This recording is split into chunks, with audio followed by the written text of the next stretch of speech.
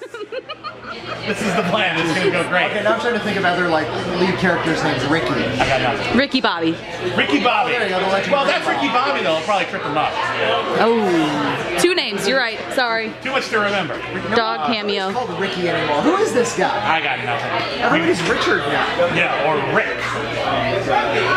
He should be Rick. Rick. R-I-C. Drywall. Drake Tungsten. If anyone gets that, good job. Bit Kevlar. There you go. We're going to, yeah. So let's see how this goes, and God help us all, basically. Fingers crossed. Yeah. Legs crossed, arms crossed, eyes crossed. Yeah. Just everything was crossed. Yeah, and you know, even my temper. and you know who I wish were in this match instead of Ricky right now? Us? Chris Clark. Are you talking about Chris Clark? Yes, Chris Clark, the most wonderful human being we have ever met in our lives. Chris Clark, who should be here today in place of Ricky and be good here for us. Growl, growl. What do you think, Chris Clark? The light goes on. Which is a reference to that Fahrenheit 451 movie that nobody knows. That's kind of neat. It's kind of neat. Nobody saw it. The only France Rocha movie with jetpacks. No, Breathless. Oh, sorry.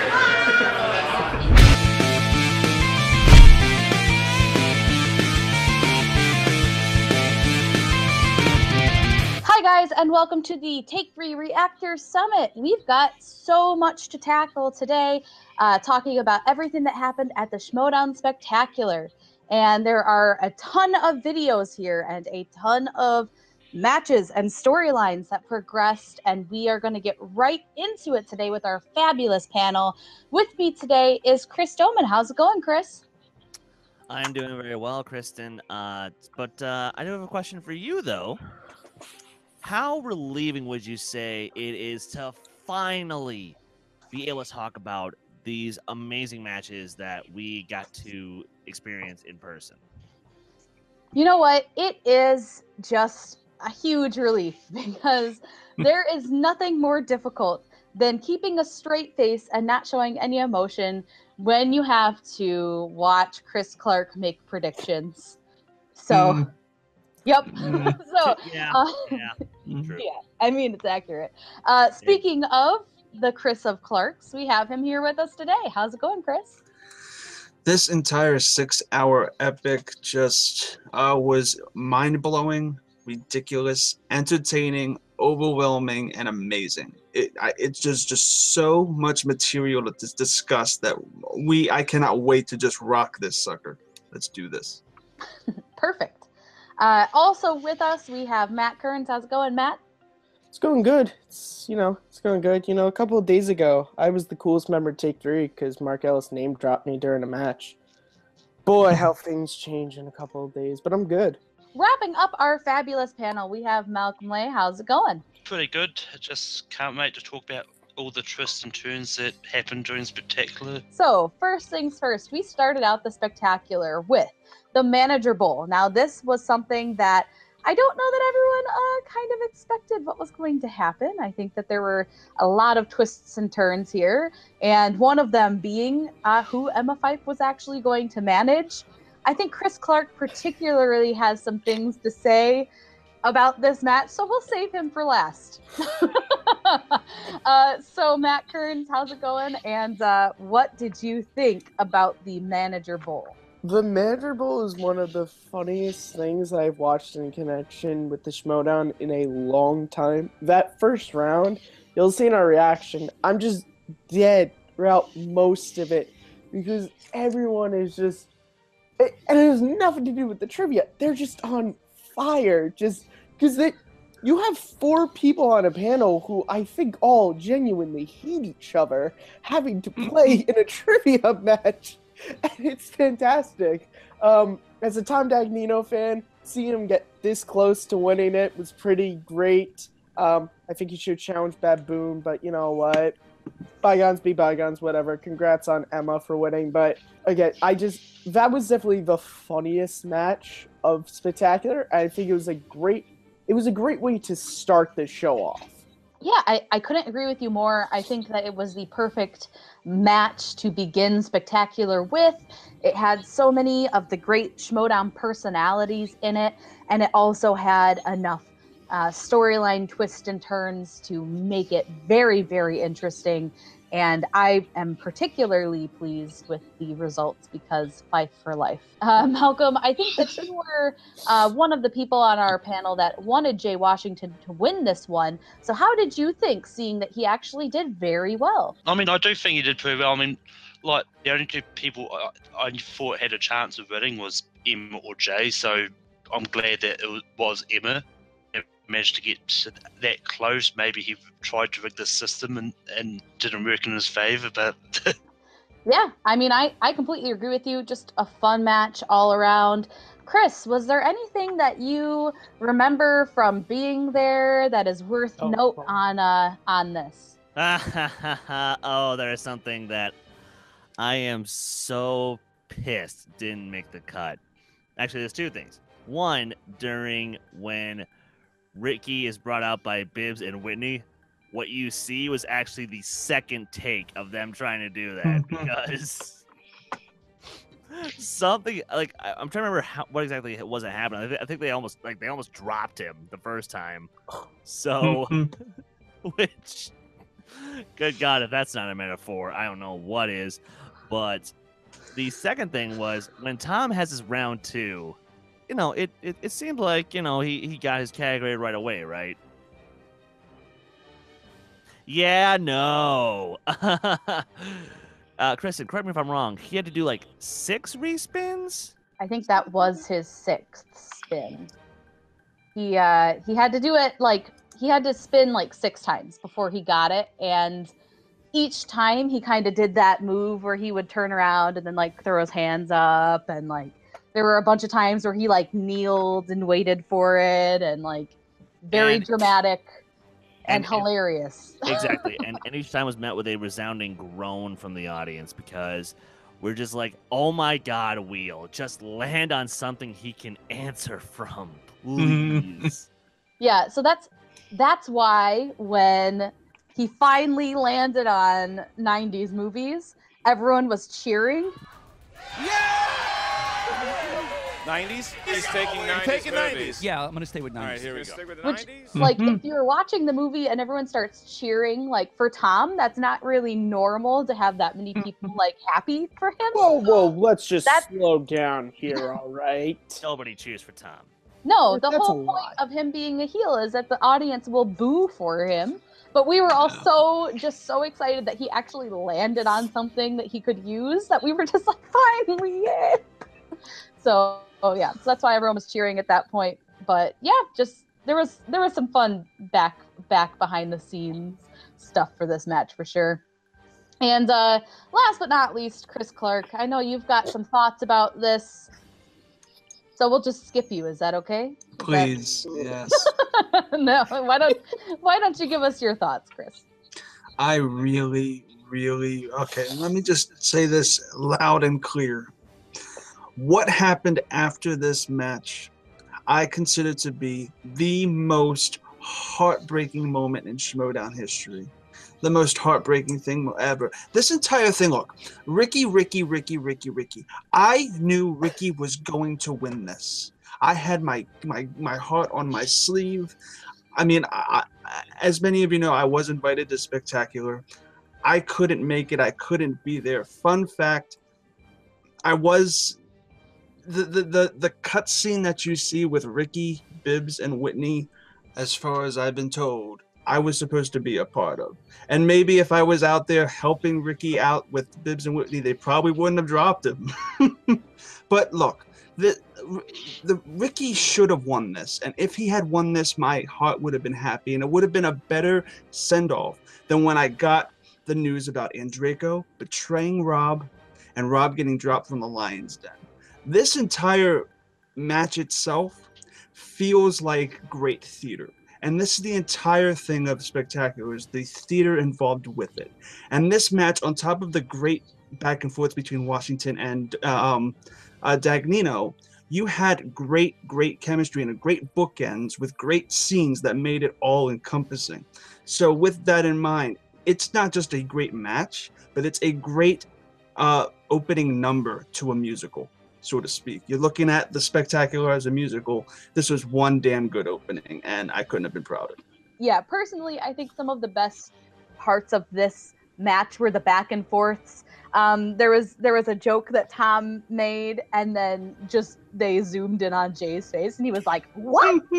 I went with just I knew it wasn't a black guy, so I put J.K. Simmons. Some of it you didn't see, like it was taking place between the competitors while the camera was on Mark and Christian, and so like when you were actually there, you saw some more things that happened, and the competitors were having a lot of fun together, and you could definitely tell that because they were just all like really happy to be there. And despite what Tom portrays on camera, he's an incredibly nice guy, and I'm really happy that he did well, but I'm also super happy that Emma won because that reveal was one of the coolest things.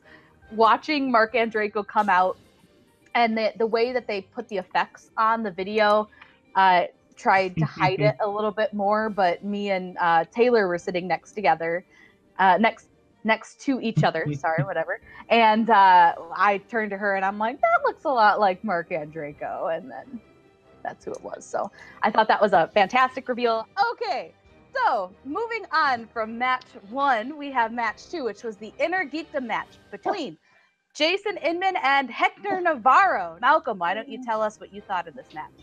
I thoroughly enjoyed this match. I mean, it was so good to see Inman finally get the belt, and the fact that he put the offer out to Emma at the end is really intriguing to see what comes from that as well. To see if Emma takes him up on the offer or not. So.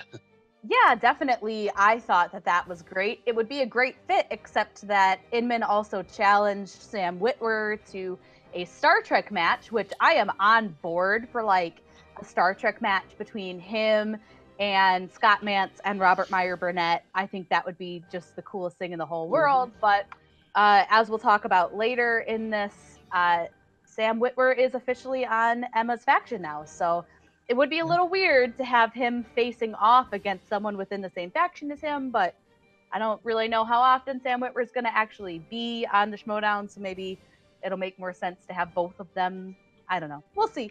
But yeah, I think that's awesome. I think that having Team Trek on Emma's faction would be just the coolest thing ever. Matt Kearns, what did you think? Oh, I love this. You know, Jason Inman, he's a smart guy when it comes to Intergeekdom. He's one of my favorite competitors when it comes to Intergeekdom. I mean, he started the match off good. I mean, he did the Riker chair sit, and it was amazing.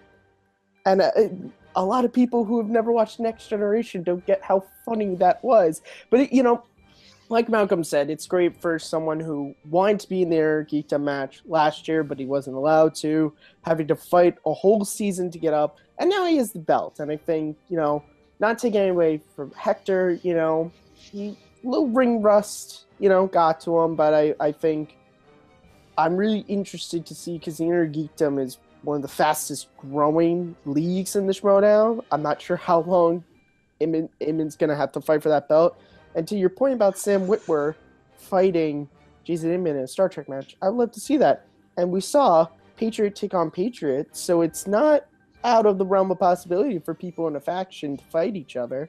That's a fair point. It could happen. And hey, I want it to happen. I think that sounds like the coolest match. That'll be the nerdiest, weirdest geek match. I'm in for it, guys. I'm in for it. The more sci-fi, the better, in my opinion. Let's get a Battlestar match, too, while we're at it. All right, moving on. Chris Clark, what were your thoughts on the Intergeekdom match? Jason succeeded where Rob had failed. This match was actually really, really, really good. Jason Inman came from...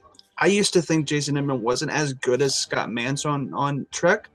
He really proved me wrong this entire year. And Hector...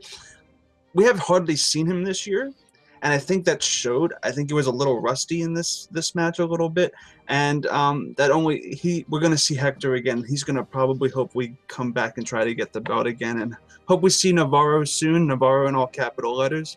So yeah, this match was awesome. I actually, it's one of the stronger Intergeekdom matches we had this year, and it was great. I agree with you, and I asked Rob before this match took place, if Navarro loses, who will he scream at?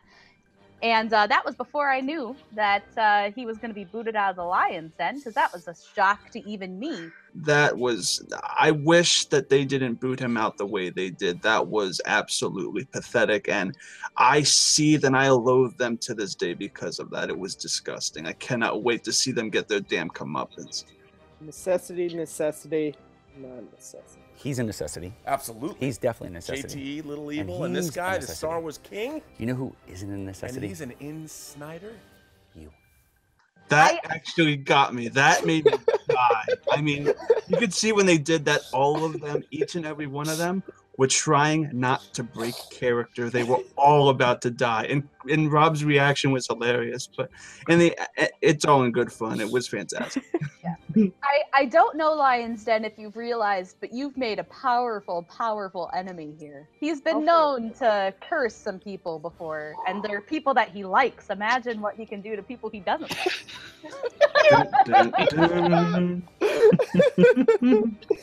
Yeah, that was your heads up, Lions Den. Your days are now officially numbered.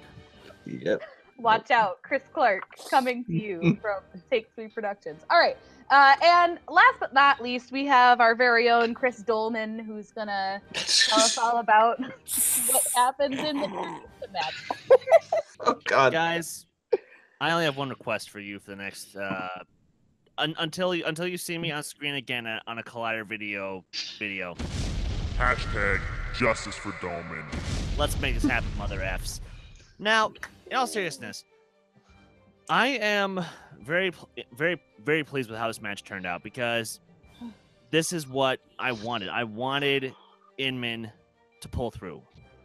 Because, no offense to Hector, but he's just not around as often as I want him to be. If he was around a lot more often, then I would want him to defend his belt a little more. But it's like, you know what? Listen, there was Hector's time.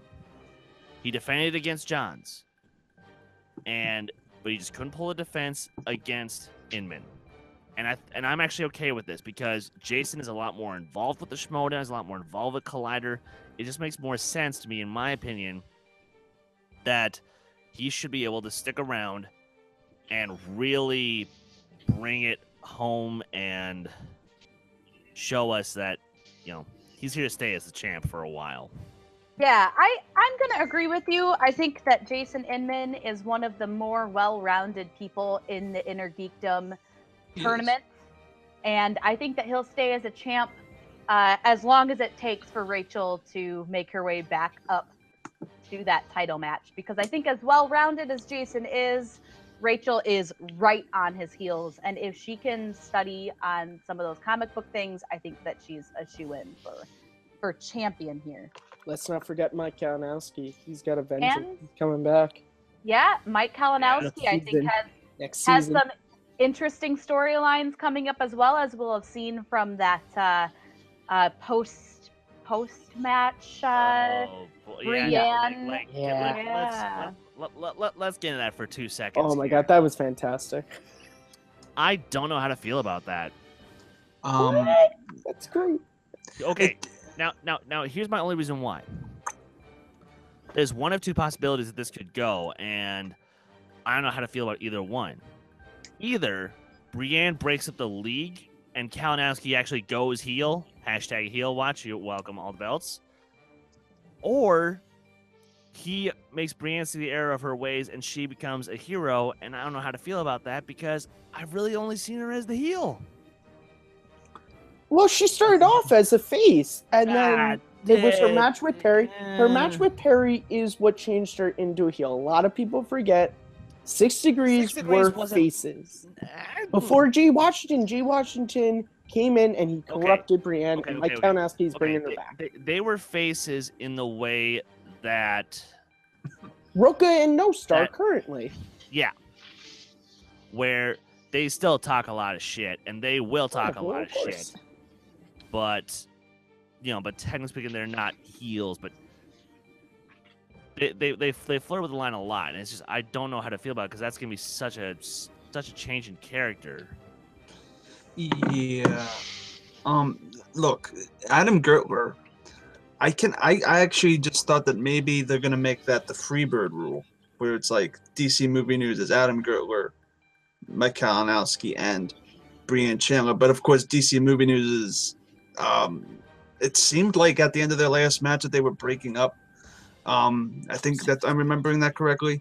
But I don't know what is in store for Brianne. It could be something that none of us even expect. Maybe she's creating a faction with people we've never seen before in the Schmoedown. Yeah, I mean, I think there's a lot of speculation. I think that, there's a lot of things we could definitely say about what happened in that post-credit scene. The one thing that I think would be very interesting that we haven't seen yet is our first real full face and full heel team up. So Mike Kalinowski stays a face, Brianne stays a heel. Neither of them move from their spectrums, but they team up, and that is something that I think the dynamic would be fascinating. I honestly could not picture how that would work, but I think that it could be one of the coolest things that would be an on interesting thing. What was your favorite part of part 1? And we will go to Chris Clark. My favorite part of part 1 was actually, honest to God, Rob leaving the Lion's Den. I am now totally 100% relieved that he is now out of that faction, and I don't have to worry about rooting for that faction at all ever again. And I can now root against the heels like I should have done in the first place. That's my favorite part, and it was hilarious. You could tell that they were breaking character. Yeah, I completely agree with you. I think that was just a fantastic part and unexpected. I loved it because I didn't actually know it was happening. Matt Kearns, what was your favorite part of part 1? I kind of got 2. One I already mentioned, which is the necessity, non-necessity. Just great time down here. But my other favorite is, again, another great time moment. They all get out of the limo. This is a special $50 bill. They always circulate to me. Oh my God, is that Sidney Poitier? Hey, thanks a lot, buddy. They don't even circulate him anymore. They only give him to me. It's for you. Let me tell you. Oh, wow. Look at Sidney Poitier. You know what? Thanks for the ride. I really appreciate it. Just Tom killed it in this. Yeah, Leno was great. Tom was a character. Chris Doman, what was your favorite part? I'll tell you what my least favorite part was, and yes, it does involve 2 letters switched out, but hey, I'll forgive that. I'll move on. Hashtag justice for Doman. But I'll be honest, I actually like a lot of the interviews that happened before the spectacular. I was thoroughly impressed with. Like, I was really happy that we got to see so many people. Like, people that sure we got to meet in person. Just getting a refresher on who some of those people were, and hearing some of their opinions on who they wanted to win what matches was actually very well done. So Robert and Emma, both of you guys, great job on the pre-match to set everything up. Yeah, Rob did a great job with that, and Emma too. It was great. That superseded even the free-for-all intro. I felt that was great. Yeah, I loved that stuff, and I actually was trying to avoid the camera so much that I didn't even notice that Robert was doing the interviews as well. So that's great. And my favorite thing about that was trying to avoid the camera the whole time. Malcolm, what was your favorite part of part 1? My favorite part of part 1 was Mark and Draco leaving the Lion's Den and teaming up with Emma, because Mark and Draco was probably the one that really did not belong in there at all. Like, it was one of those ones that I actually predicted in the Nudes Watchers Row for Cat with and Draco being uncharacteristically complimentive of Cushing as well. So I thought, well, maybe that something's going to happen with that, and it didn't. And I do think that this isn't the end of Blofeld's Caps. I think Robert Meyer Burnett will, after being thrown out of lines, and I think he'll probably go and talk to Emma and team up with Emma, and then Blofeld's cat will still be alive. So my favorite part of part 1 was definitely just, I thought that Intergeekdom match was just fantastic, but my favorite part of it was actually the intro where Ashley Robinson came out, set the chair down, and like the whole match, she was very involved from the sidelines, and it was just really sweet watching them kind of interact together. As soon as the match was over and everything, she went over and just gave him a big old hug, and I think that she was more excited that he won than he was, honestly. I don't know, like it was just really sweet. I loved watching them together. I loved watching that intro. I thought it was just great. And overall, I think that was one of my favorite parts of that match. So good job. All right, so now we're moving on to part 2, which I think that there's some people here who think that part 2 was the best part of this Schmoedown. So no, not at all. We'll just get right into part 2. Now, the first match of part 2 was the Star Wars Iron Man match. Now, this was a mind-blowing experience while we were there. And it was a mind-blowing experience when I watched it again, because I literally could not remember half of the questions that were asked, because there were so many darn questions asked in this match. And it was an impressive feat of trivia knowledge. So Malcolm, what was your thoughts on that Star Wars match? as much as I want to hate Ken, I do kind of agree with him that last question definitely was asked outside of that time limit. So, I mean, maybe they'll do a storyline with that. Times his normal rate did Han offer to pay Jabba if he would spare his life. Sam, pick a triple. Yeah, I could see that. I think that when the question was asked, they started it before the time ran out, which is why they were allowed to finish it. But yeah, I could see why that might be a problem. Overall, I think it made sense that if they started the question, they should have finished it. So, I do agree with you though. It could be interesting down the road to see how that plays out. Chris Clark, what were your thoughts on the Star Wars match? I am Iron Man. This was great. This Iron Man match was amazing, amazing, amazing. So many questions. I don't know how they had the stamina to do all of that. And it was really, really, really, really impressive. And even as such, it was perfect, again, theater. And this is natural, realistic, live theater where they actually it was like a movie. They got to the point where they were only 1 point away and one fuck up away, even though Ken was kind of trailing Sam by quite a lot of points during the entire match. Once that speed round came in, all hell broke loose, and it was fantastic, and you were on the edge of your seat, and you didn't know the outcome of the match. And Sam even admitted himself that he was weaker on the speed round questions. He didn't really know how to do that as quickly as Ken did.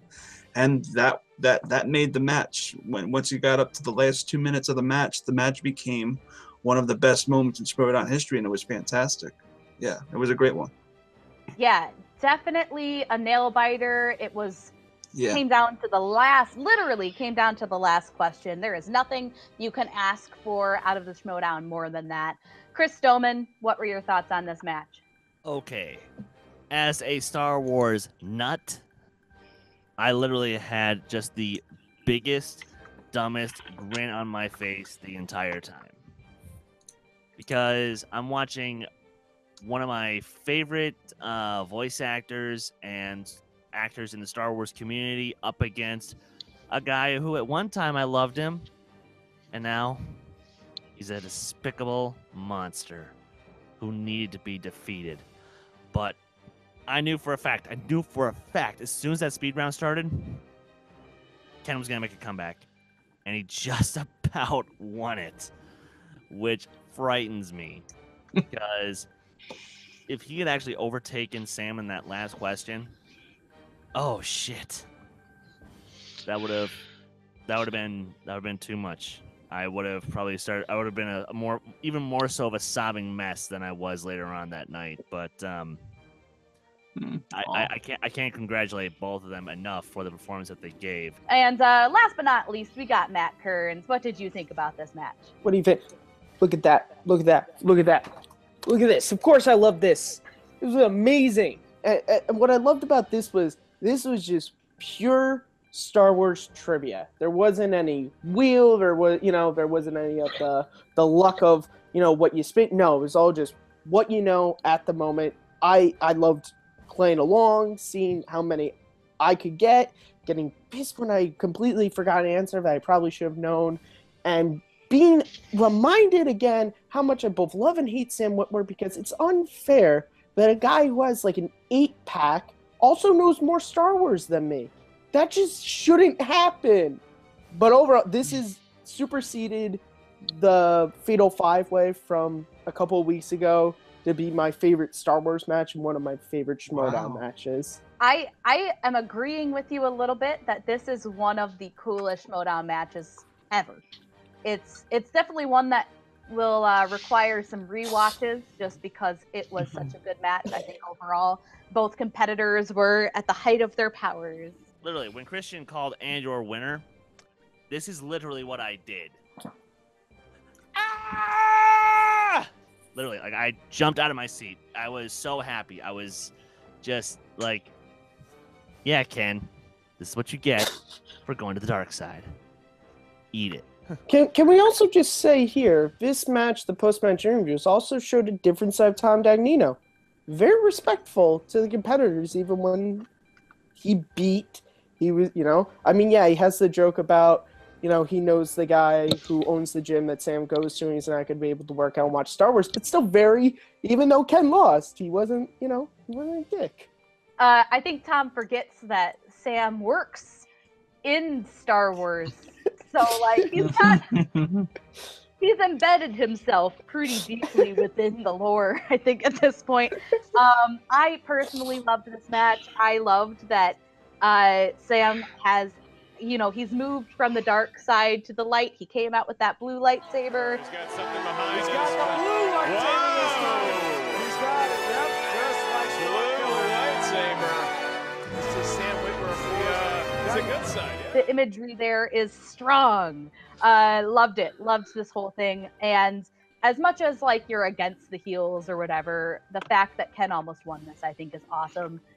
Just two guys who are so embedded into Star Wars and know their stuff coming at it like that is just fantastic. And I cannot wait till next season to see who could be coming against Sam for that belt. In my mind, you've got Scrimshaw, you've got Alex from Star Wars Explained. Campia could come back. There's a lot of people who could come back and try and go after that belt. And we'll move on to the next match. And this was another match that I think was just one of the best matches that we could have gotten. And it was the team title match between Team Patriots and Above the Line. This was another nail biter. I mean, just down to the wire. Amazing. So good. And I think there's a lot of people who are very happy, and there's a lot of people who are very sad. And I don't know which people on this panel are sad, but I do know who's happy, and that's Matt Kearns. Well, I like the Patriots. I'm a Tom Dagnino fan. He manages the Patriots, so I like the Patriots. Listen, you gotta give it up to the Patriots. They have held the belt for an entire year, for a whole season, but you also have to give it Above the Line. These were two teams that were playing at the top of their game. It was just crazy, and also, give it up to Jeff Snyder for making every person teary-eyed watching the spectacular during that post-match. Yeah. I was like, oh, God, how are we supposed to go? But it was again, part 2 of the spectacular is my favorite part, and it's just because you have two insanely good matches back to back with great storylines going. So yeah, this was an amazing title match. Yeah, I agree with you. I think that the part with Snyder, as sad as I am that Above the Line didn't win, that literally made me tear up. So that I thought was very special. This one was for our #1 fan upstairs, my mom. Did it for you. You were with me during the match, so thank you, Mom. And thank you, JTE, for allowing me to be a champion again, baby. We all love Jeff Snyder. Good on you, Jeff, and I wish you all the best. And I think that was just beautiful. So, we'll move on to someone who's not getting all emotional. I'm assuming, Malcolm. What were your thoughts on this match? Yeah, I mean, I wanted Above the Line to win. They showed why they were the 2 top teams in the league. Even I teared up in the post-credit interviews with Jeff and that as well. Yeah, I think it's hard for anyone to not have been emotional when that post interview came out. I mean, and if you weren't, then you're probably not human. Speaking of not human, Chris Clark, we know that you're an alien. How did you love this match? That segue was one for the record books, Chris, and that was great. But look, Above the Line versus Patriots was one of the most unpredictable championship matches I think we've ever had. Yes, the Patriots came out victorious. I have mixed feelings. I was rooting for them when the spectacular began, but after the whole incident in part 1, I was loathing them. What the actual fuck did I just fucking watch? I had very mixed feelings about this entire thing. But that aside, Above the Line, objectively, came the closest to anybody defeating the Patriots. They were one question away from doing so. And yeah, the question was a bit harder than the Patriots question was. But in the end, that's how the game works. It's all luck. I mean, well, it's knowledge of the movie trivia. But what you get and what you're asked is all 100% luck-based. So the outcome still was disappointing to some people. Patriots are now 100% objectively the best team ever, stats-wise. I just can't wait for next season when they're pushed off their pedestal by 2 guys who like to talk about movie criticisms and television series that were canceled too soon.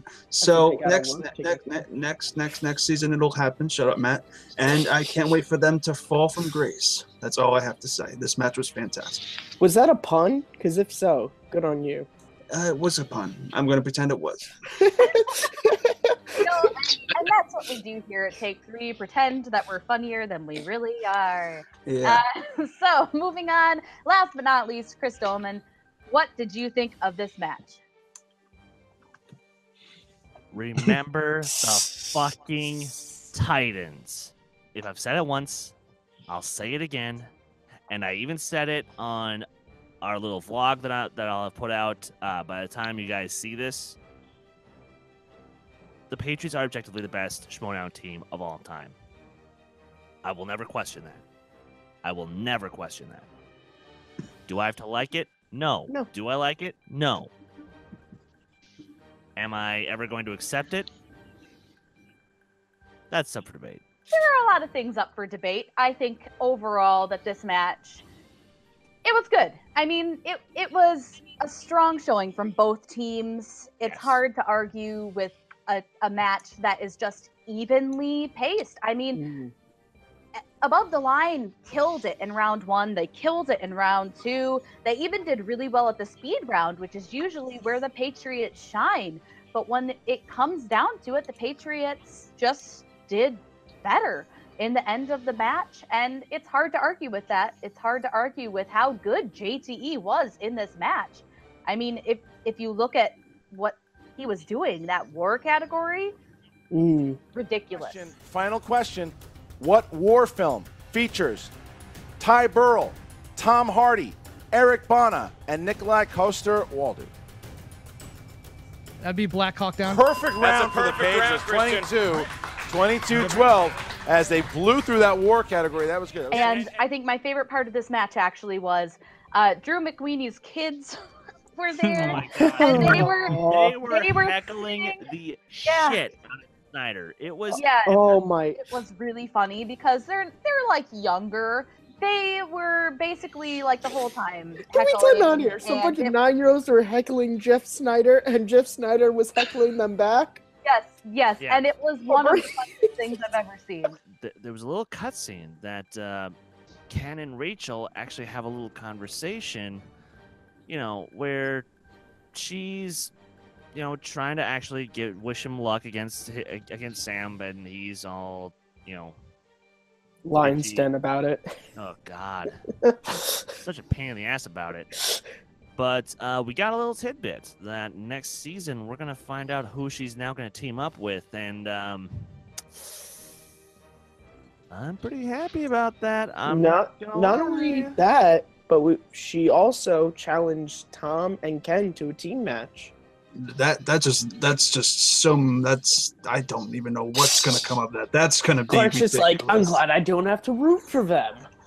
I don't have to root for them, but I think I'm in the opinion that her partner is gonna be Rob Byer Burnett. I guarantee it. Chris Clark, what was your favorite part of part 2?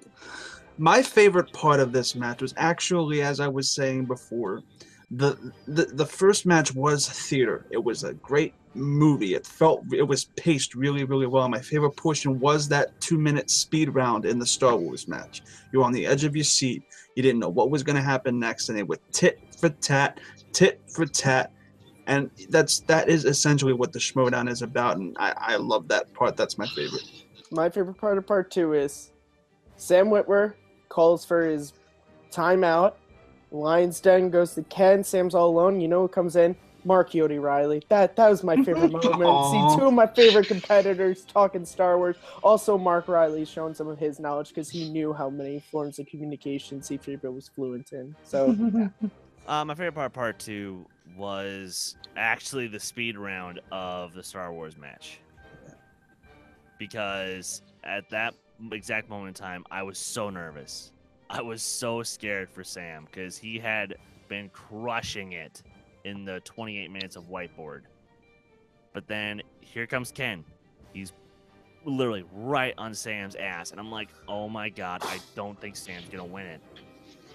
But then I'm hearing this last question, and I'm hearing this really fast Harrison Ford impression, pay a triple. And literally, like I said, I just lost my shit. That match in general was a highlight of the entire tournament. And that speed round in general was a highlight of the season. So I hope we see more Iron Man matches. yeah, I want to see hopefully. more Iron Man matches as well. I think that's a cool format. I want to see an Iron Man Intergeekdom match. That's what I want to see. Iron Man Lord of the Rings match. How about an Iron Man Intergeekdom match where they're all Marvel MCU questions about Iron Man's 1 through 3? Oh my gosh. Okay. All right. Moving on from that winner. Yeah, winner. Malcolm, what were your thoughts of this? The thing that I really love was actually the with Rachel teasing Ken about losing the belt, and Rachel's face, like all that was just so leaving without a reveal was just incredible. It's hard to not love just everything that happened in this part. I think it's one of the coolest things overall that the Schmoedown has ever had. Just the Star Wars match and the teams match. I thought both of them were some of the best competition we've seen in the Schmoedown ever. So my favorite part, I think I already talked about the kids. I thought that was just adorable, and it was so great to see like the fan reaction and the fans kind of like interacting with the competitors.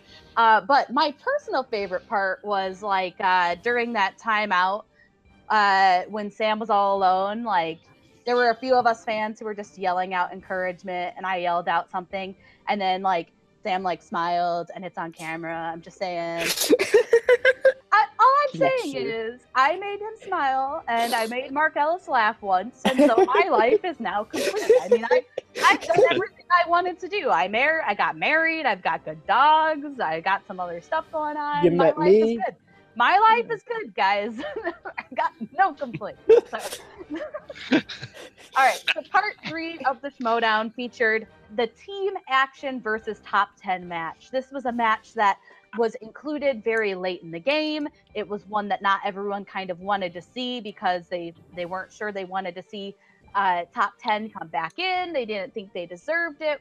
Whatever. There was a lot of talk. Personally, I loved this match. I thought that it was fantastic. I loved how invested the two teams were. They talked each other every chance they got. I loved the buildup of this match. I thought that the rivalry between these two teams is on another level, and it obviously came to a head at the end of the match. So let's get right into it. Matt Kearns, what were your thoughts on this match? Well, there's a lot of thoughts to have on this match. That's for sure. The match itself, listen, okay, I give it to top 10. They played a good game. Action just had an off day. We've seen the Schmoedown multiple times. You're so invested into other stuff, and sometimes things don't go your way. By God, that ending. That was something, wasn't it? That I'm sure we're gonna tackle right now here on the summit. Oh no! That was unexpected. Also, Dale the Dude was hilarious during this whole thing. What's going on, everybody? This is Dale the Dude Gibbs. Oh my God, I'm over the moon, dude! It's like I found all sorts of people, dude. That's so cool, dude. Hey, it's that guy Dale that says he's never met a band he didn't like. Give me your... Yeah, that's what we feel about your show, Dale. That's disrespectful to Samsung. Let's just give a big round of applause for Dale the Dude, because you owned great. Seriously, and my favorite thing was Christian had mentioned to him, like, hey, we're gonna have you do a couple things here and there, and he didn't explain all of it. He didn't explain how much there was going to be, and so Christian's like telling us, like, he's gonna do this and this, and he's gonna do this, and Dale and his friend who was doing camera work for him while he was there weren't there yet, and they weren't planning on being there until like an hour before filming started. And I was like, does Dale know all this stuff that you have? Because it sounds like he needs to be here pretty early. Oh yeah. So I'm like, you might want to show up a couple hours earlier. Like, it was really funny. It was super great. But like, he walked in and they basically were like, all right, get to work. It was pretty great. It was awesome. And he's a wonderful human being. He's hilarious. And it was great meeting him. I mean, it was great meeting all of the other reactors. I think in general, that was one of my favorite parts of this experience, was meeting all of them. But he was hilarious. I love that he got to be a part of the intros and some of the behind the scenes stuff. Super cool. Malcolm, what were your favorite parts of this match? I mean, it was a pretty solid match. I mean, there wasn't apart from at the end, there wasn't a lot of surprising stuff that really happened. I mean, it was good to see Dale the Dude get some screen time and get out there. That tackle at the end is like, well, I mean, I don't know if it's hard to tell if it's planned or not. So yeah, it was scripted, but it's cool. I don't think that Rocha would have been super chill. He was way too chill after for it to have not been like agreed upon beforehand.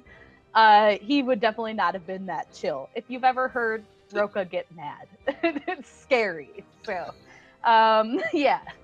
But it was a complete shock if you didn't know it was going to happen. I had no words. I think everyone was just surprised, and then what just happened? Like, just complete shock. So Chris Doman was also there. What were your thoughts on this match? I wanted Team Action to have a better round two, so that way it could have been an overall better match. But again, simultaneously, I was just happy. Despite the controversial question of the Disney question that Andrew had to answer, which I'm actually fully on the train of, it had no business being in this match, in my opinion, because for my definition of movies that qualify for movie trivia matches, they need to either be currently in theaters or already released, in my opinion. I'm not gonna lie, once again, kind of like when Sam won the belt, when Drew goes for the tackle, literally, I think pretty much all of us were just like, what the fuck just happened? You know, okay, at least that was me. and I even asked Rocha about it after we were all at the bar for the after party, and like Rocha even said that Drew really came for him, and which by the way, again, guys, Ben Bateman and Andrew Guy are two of the nicest, most caring, giving people that you can honestly meet. Like seriously, first thing they walk in the door and they see me, they give me a bro hug. I'm like, oh, thanks guys. I was surrounded, minus Taylor. I sat by Taylor like the whole time, and she's great. I love Taylor. She's the best. She's awesome. But she's a huge Team Action fan, and so that was the only match that me and Taylor were kind of at odds on, and so everyone else was screaming. Like I had Aaliyah and Dan behind me with their signs, and I had a bunch of other like people who were top 10 fans around me, and so we were all just going crazy.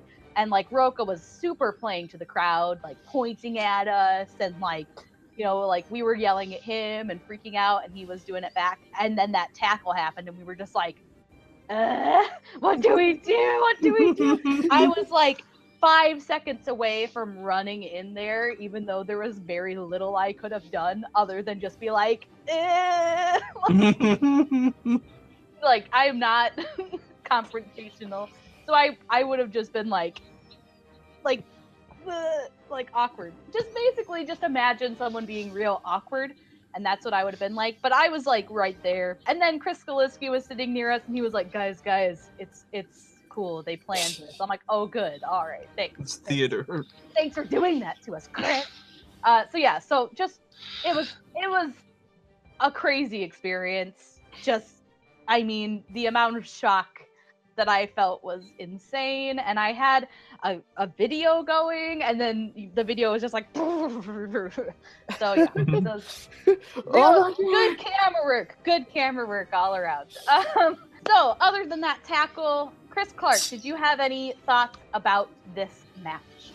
Well, the top 10 versus action match was actually, regardless of how low scoring it was, and you guys beat to death about the tackle stuff, I actually felt like something was going to happen, because when you were going into this match, you had top 10 had everything on the line, and action really had nothing to lose if they lost. Something had to happen. They had to get some repercussions if they lost, just to make it fair on the offset that top 10 was going to retire. So, being as they came up with this great thing where he actually gets suspended for 3 months, and now Ben Bateman is now going to gives him his shot in the singles thing. That is great. That is just pure unadulterated great writing on the part of the people who are writing the Schmoedown. I think it might be Kristen and a couple other people. But look, it was genius. How it ended was genius. The match itself maybe not have been one of the better overall team matches, but everything surrounding it just makes it a classic. It was great. Yeah, I completely agree with you. I don't think that a match has to be the highest scoring match to be a good match. I think that there's a lot surrounding these things that make them fantastic. The story for sure is part of that. Moving on to the last match. Now, this was something that a lot of people were looking forward to, and maybe it didn't go down the way that you thought it would go down. This was the match between Christian Harloff defending his singles title belt against Samm Levine. And say what you will, but this has been the year of the Sam, and that can be however spelling you want it, because we had Sam Whitworth took the Star Wars belt and had a spectacular showing, and we also had Above the Line, who just went crazy, and then Samm Levine in singles, just crazy, awesome, the coolest year of Sam ever. So this match maybe didn't go how everyone expected, but I thought it was great. I loved seeing Sam take the belt. I think that that's awesome. I think he definitely deserves it. Chris Clark, what were your thoughts on this match? I mean, objectively, the match was not. It was, as a match itself, you could tell Christian was exhausted. It was the end of the day. It probably was the weakest match of Spectacular. I think even Christian will probably ascertain that. But not just because it was a weak match doesn't mean it wasn't entertaining and fun to watch. And the fact that it was a good close, it even if the outcome wasn't how Christian wanted, a lot of us wanted. I wanted Karloff to win. Fun fact: I sent him a text the morning of the shoot and said that, hey, I'm rooting for you to win the championship. And yeah, I feel very guilty about that now. Bada bing, bada boom is what it is. He did respond. He told me that just root for Samm Levine in the Facebook group, please, and he gave me a smiley face. I now feel very guilty. I have blood on my hands. I am a murderer now.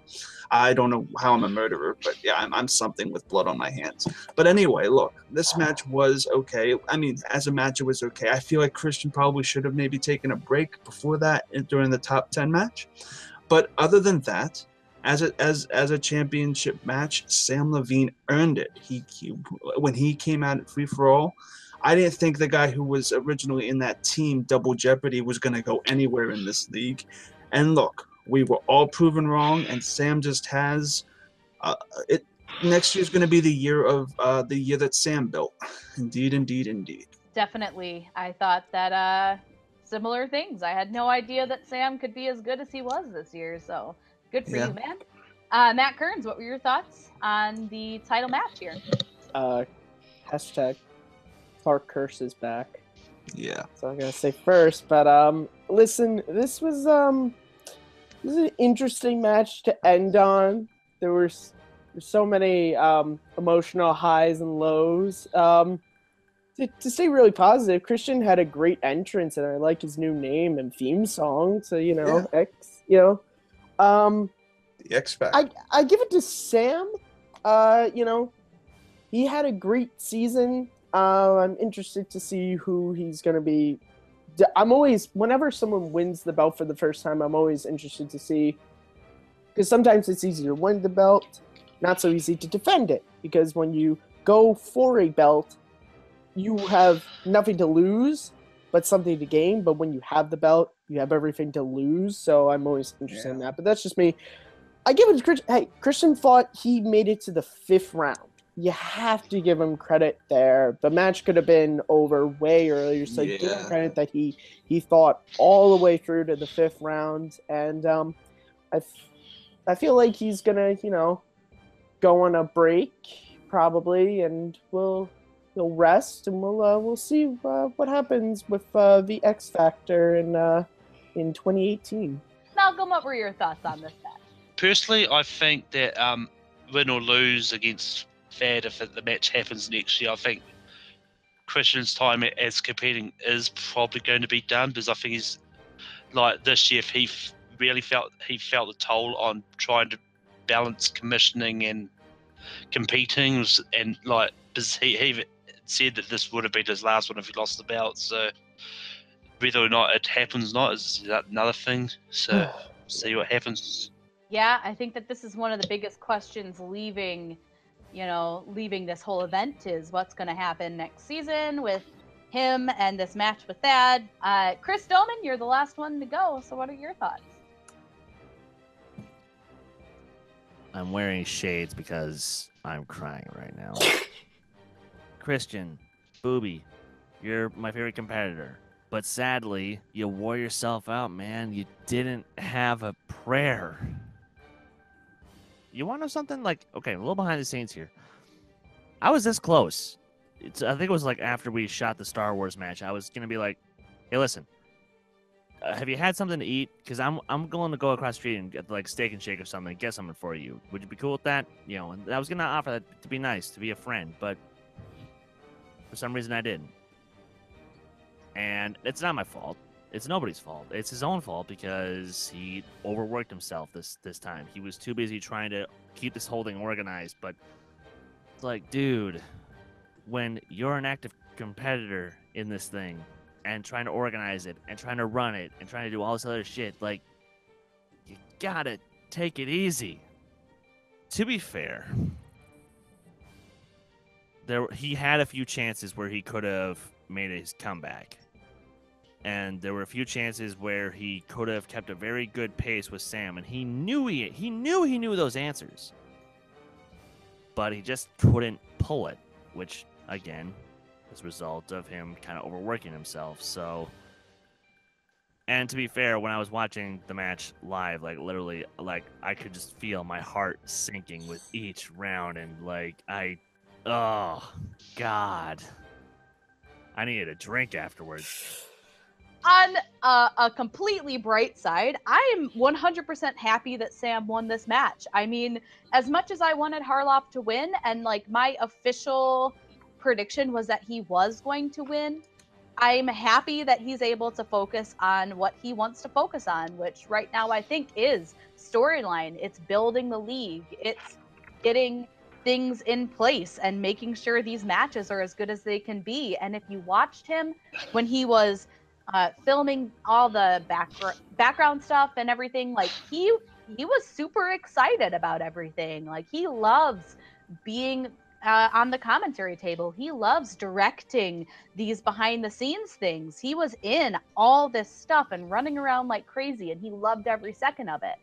But he did so much of that by the time he came to actually filming his own match, he was exhausted, mentally just drained, and you could tell. And that was probably one of the things that I wish that he had changed, was that they had just done his match first, or done his match before the team title, like switched singles and teams. I think that would have been a good idea, because Samm was already there, and it would have been a good place for it. They could have ended on the team match, which I think would have been a good way to end the thing, with the Patriots winning.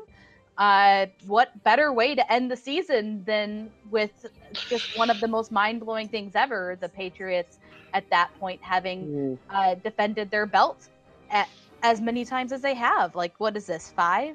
Seriously, I wish that it had gone a different way, but you can't change what's already happened. And I don't think Christian is particularly, happy about the way he performed, but at the same time, I think he is able to now focus on what he loves doing, and it's these storylines. It's all everything that goes into making the Schmoedown what the Schmoedown is. And overall, I think that he has a lot to be proud of here, even if he didn't do his best during his actual match.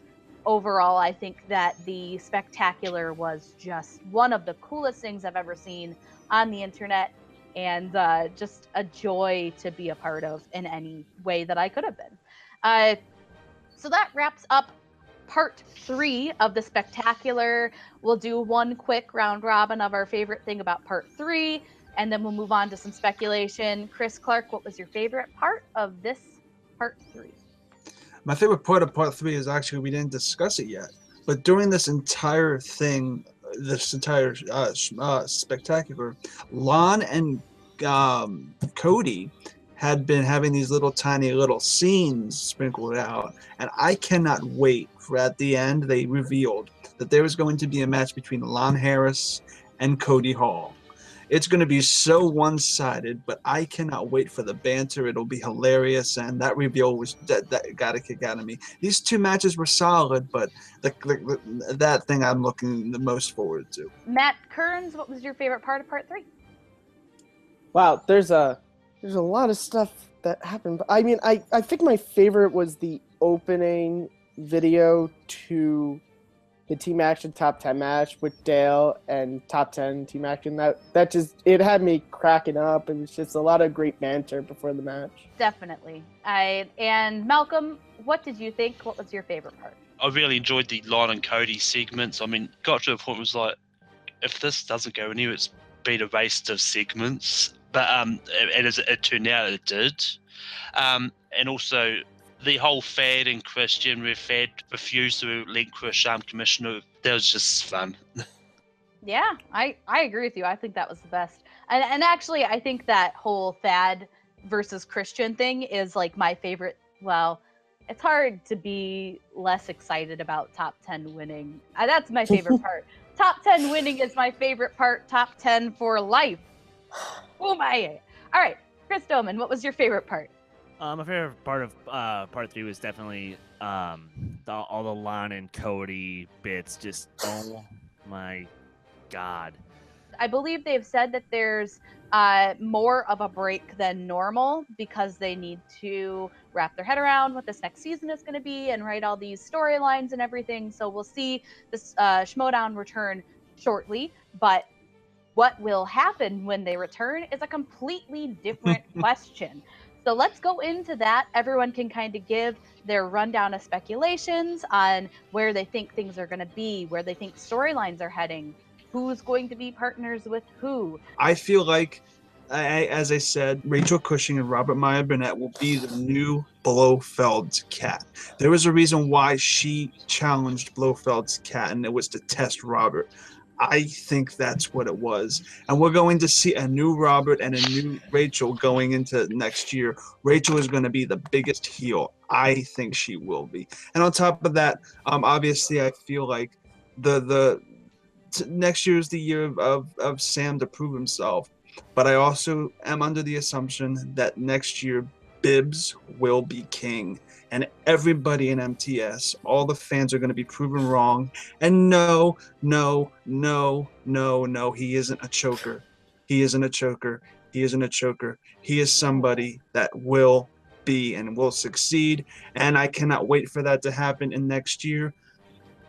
In a year from now, we're going to see if I was correct in those assumptions.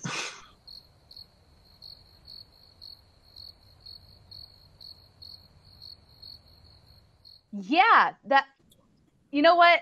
Wow. I was trying to be positive about your prediction. But you make it so difficult. You make it so hard. Here's the thing. For one thing, here's what's going to happen is Mark Reilly's going to take a little break, and 2018 is going to come back, and he's going to be the first 3-time champion. Heard it here first, and my predictions are usually not wrong like Chris Clark, so... also... we already know what the first match of the season is going to be. It's going to be a 3-way number 1 contenders match between Mike Kalinowski, Rachel Cushing, and JT, which is going to be, if that's signifying what this season is going to be, I'm looking forward to it. Also, we just saw something I really liked about the Schmoedown was by the end of this season, we saw them get a little bit more experimental with the stuff they were doing. We saw a lot more Fatal 5-ways. We saw the first ever, even though it wasn't intended to be, 2-on-1 match. We saw for an Iron Man match. Just in this last bit of this season, we saw them trying so many new things that it makes me really excited for how many more things are they going to try next season. Like, I have a feeling like we're probably going to see a lot more Iron Man matches pop up, and it just, you know, that's the thing I love about the Schmoedown is we can sit here and we can speculate about what we think is going to happen, but the great thing is that usually Christian Harloff and Thadd and all of them make stuff happen that our speculation couldn't. Like, I could have never thought that an Iron Man Star Wars match would have ever happened, and it did, and it was awesome. So yeah, I can't wait. It's going to be awesome. My first speculation is that we'll never actually get that Harloff Thadd match. Sadly. Sadly.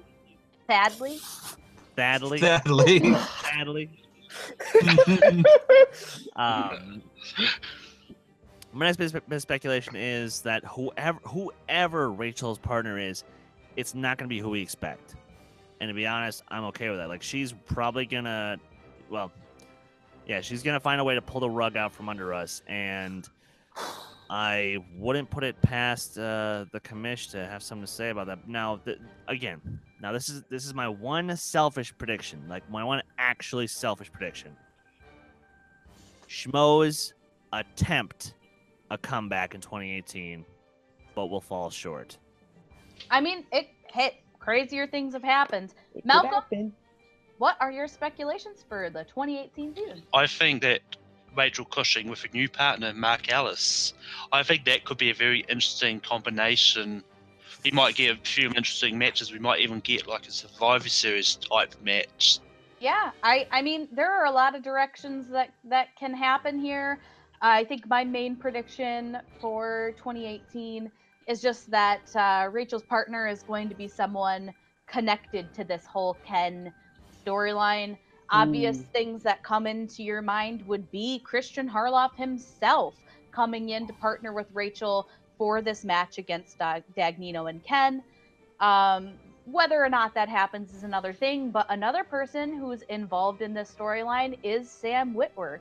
Will we see Rachel joining a faction? Will we see her teaming up with Sam and joining this faction with Emma? I think that could be really cool, and she doesn't have to change the name of her team because Sam's a huge nerd too, so Nerd Watch lives on. I mean, my watch continues. But, you know, I think that it's going to be someone who's involved with the storyline. It could very well be Robert Meyer Burnett. It could be Christian Harloff. It could be a number of people, but I think it's going to be someone who we maybe don't expect. So while those are maybe your more obvious choices, I don't know that it'll be Clark Wolf. I wish it was Clark Wolf because I think that would be just a ridiculously amazing team, but I think that everyone thinks that's going to happen. So my mind, they're going to try and make everyone really surprised. So those were our theories and speculations for the 2018 season. Obviously, there's going to be a lot that happens in the next season that we don't even know yet. I mean, there's Brienne and Mike, there's Rachel, there's all this stuff, and things we don't even know yet. And so 2018, a lot of expectations for. We do have a couple clips from the behind the scenes that you know, we took and a few interviews and a few things that we talked with competitors and saw some cool things happen that we're going to show right now. And so we hope you enjoyed that. And yeah, there should be some cool things happening. Worst fear about this match? What could the wheel bring to you that you hate? The box office.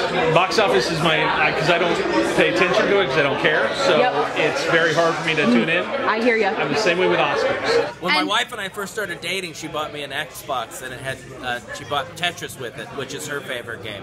It has been an immense pleasure to get to meet you personally. I'm an average black dude who just hangs around. I ain't nobody important. Oh, bullshit. Ain't nobody important. You are one of the best mouthpieces. I'll argue the best mouthpiece in this fucking Nobody talks about it. I just try to do what I naturally am able to do, and having a lot of fun with it and working with a lot of dope people. So it's a great thing. Can be so passionate about movies too, and it's not just like chick flicks and rom-coms. I love those things though. What is it? I do. I'm the typical I don't. woman. If I get rom-coms, I'm screwed. So I am the anti-girl in this situation. I hate it well, and I don't. Specifically like Jane Austen adaptation. She got angry. That's what I've been trying to Costume get. dramas. Oh, costume dramas. Yes. Historic dramas.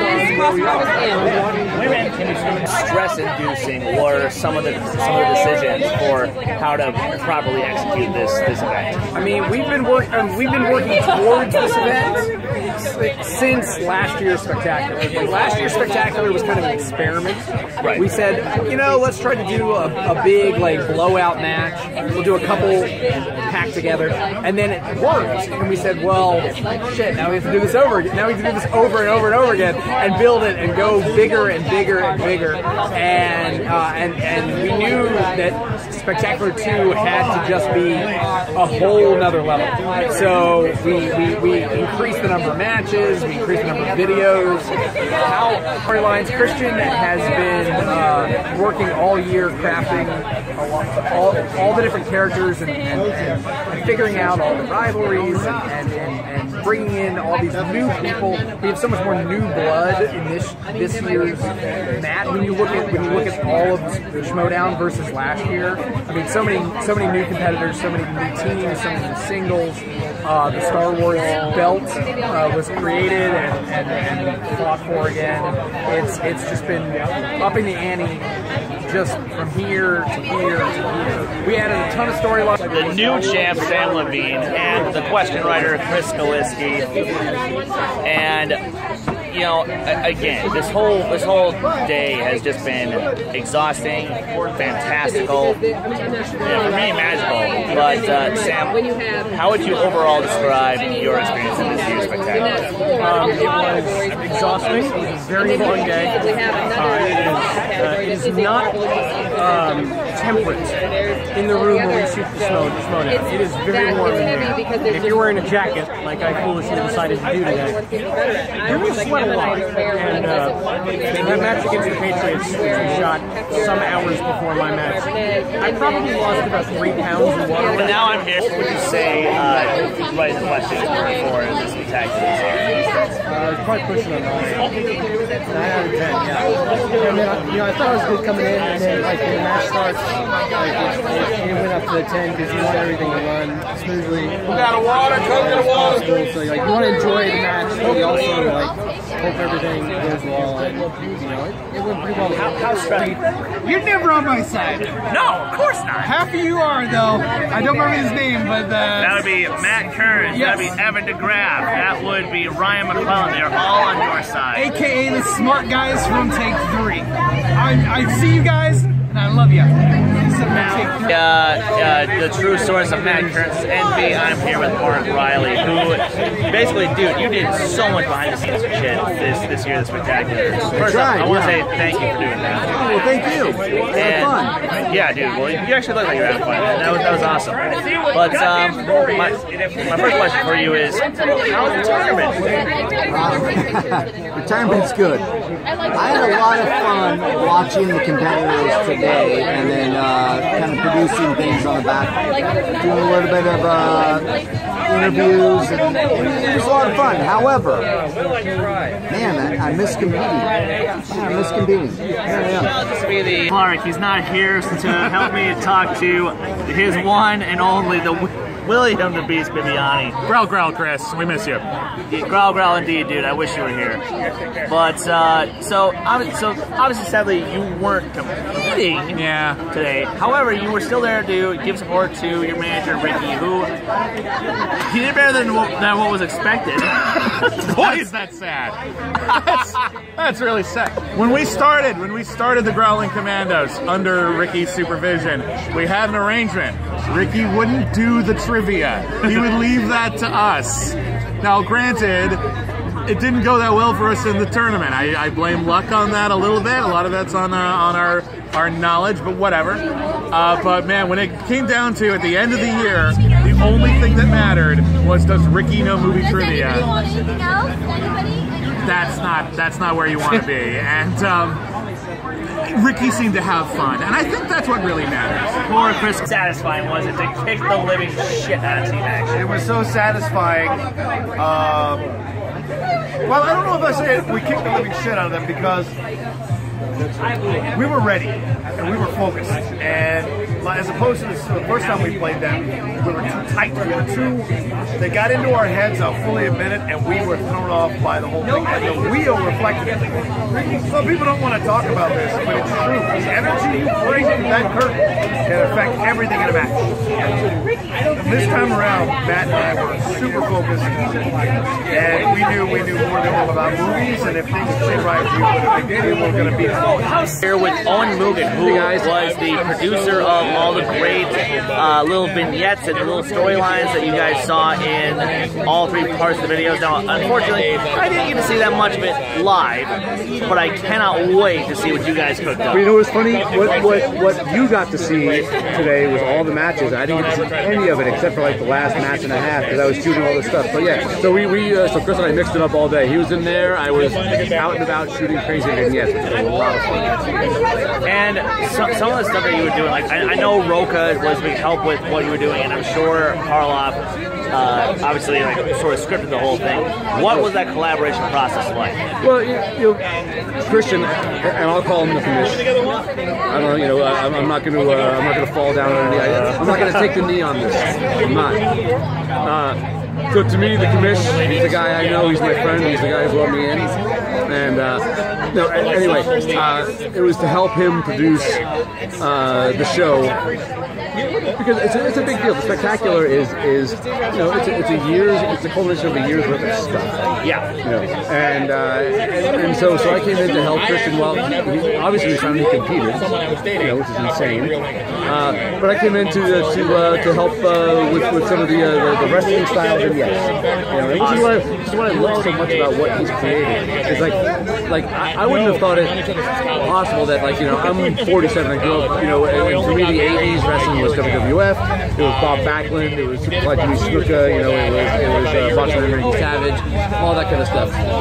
Kristen took all that and he overlaid that into a movie trivia contest. You know, and I'm here with. I like it. How successful would you say this year's spectacular has been? Oh my God! I mean, it was the culmination of an entire year of building fandom, gaining new fans, getting new personalities, competitors into the Schmoedown, and this was what we hoped it would be. And then you take it up to another degree. I mean, 6 matches, all shot in one day, rolled out in 3 days. I could not have imagined that all of the competitions and everything that we had scheduled would have played out the way it did, but everything was like such a great battle that I can't ask for anything more. Well, I can keep drinking. Alright guys, so that was the Take 3 Reactor Summit. We wrapped up all of the Schmoedown Spectacular. We talked about each part. We talked about every match. And we talked about our speculations for the 2018 season. There is so much that I just have to say about the Schmoedown. I'm so happy that I have the opportunity to do it with this group of amazing people in Take 3. And let's just go around the board and find out where you can find everyone online and what their final thoughts are for this season. So, Chris Doman, where can we find you? And one final thought. You guys can find me on Twitter at my band Last Shot Redemption at LSAR Band MN. You guys can follow Take 3 Productions on Twitter and Instagram at Take 3 Trivia, and you can follow our sister channel, the Worldwide Movie Games Network, on YouTube and Twitter at WWMGN Take 3, and you can find me on Twitter and Stardust at Chris Take 3, and right here hosting Nights of the Podcast. One thing I actually kind of hope to see is maybe a couple more like specialty belts next year. Like, if I've said it once, I'll say it again. I really want to see an animation belt at potentially next year's Spectacular. I think that'd be amazing. All right. And Matt Kearns, where can we find you and your final thoughts? You guys can find me at Kearns_Matthew on Twitter, MattMovies611 on YouTube, the Yodi Alliance Facebook page. It exists. Join the group. But don't be a jerk. You can find me hosting the Movie Fandom Show and Wrestling on Russell right here on Take 3. And my final thought is, the rumors of Superman's death were circulated around in the early 90s. And we saw what happened. I'll leave it there. Yodi's coming back 2018. Beautiful, beautiful. Malcolm Lay, where can we find you and your final thoughts? You can find me all around on various Take 3 videos. You can find me participating in matches on the Worldwide Movie Games Network. I'm on Twitter at Melkor, and I'm on Facebook, and that's pretty much it. And my final thought would be, I'm really interested to see sort of what the state of half the teams are that may have seemed to have disbanded in Spectacular, and what is going to happen next year with all of them. Awesome. And Chris Clark, our wonderful engineer and wonderful person. Awesome person. Yep, there's something. Our favorite unicorn of all, Chris Clark. Where can we find you and your final thoughts? You can find me on Twitter and Instagram at ChrisClark8788. Those numbers mean nothing. You can also find me here on Take 3 Productions hosting Suddenly Soundtracks, where we break down a movie musical song by song and judge a movie solely based on the soundtrack that it provides. Hosting every Friday or Saturday night, whatever we decide. The Complete Disaster, which is Family Game Night, where we just basically talk while somebody watches a game. and lag happens and everything happens and things crash and things go offline. It's amazing. And you can find me on YouTube at No Man's Land Entertainment. Now, my final thoughts on this particular match, I think I did this out of order. Oh, well, potato. But look, this entire spectacular was amazing. The cutscenes were very cinematic. The editing and graphics, I didn't touch upon this a lot, but the editing and graphics were superb. Brian Wood and whoever edited this, I have to look at the credits because the credits were massive. And thank you, Christian, for putting us in this special thanks. That was amazing.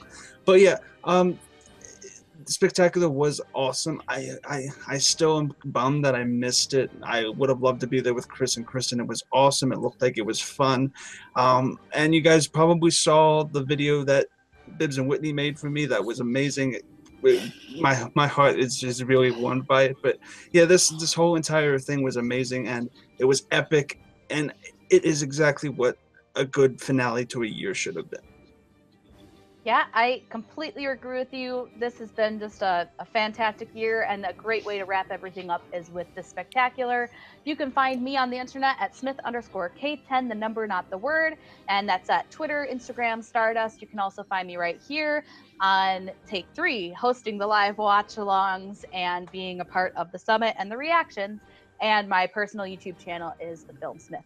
And my final thought for the year is just, we are all so happy to be able to deliver these products to you guys, and that we have people who will watch them and are interested in what we are saying about the Schmoedown and about film. And we're just so happy in general to have supportive fans and also supportive other creators who give us advice, and especially people at the Schmoedown. Obviously, we were invited to go to the Schmoedown, but we have been incredibly supported by Christian and John Rocha and Bibbs and Robert Meyer Burnett and Whitney and all these other amazing creators. And it's just been a really great year. And I cannot wait to see what happens in 2018 with just the Schmoedown and with our channel as well. And from all of us at Take 3, we want to wish you a very happy holiday. I'm assuming this will come out after the majority of them have happened.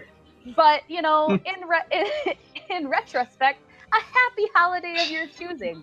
And if this comes out before the new year ends, we want to wish you all a very happy new year. And we are so excited to bring you some amazing content in 2018. We hope that you all take care.